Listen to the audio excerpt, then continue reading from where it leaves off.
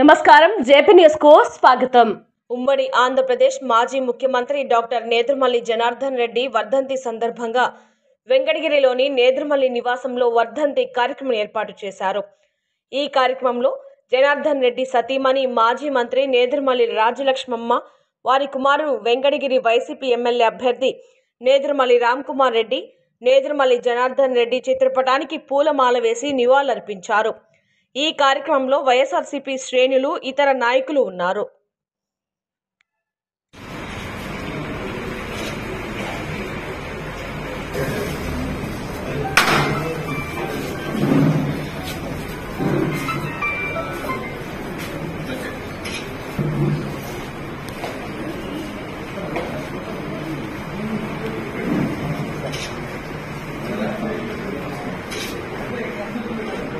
Yes.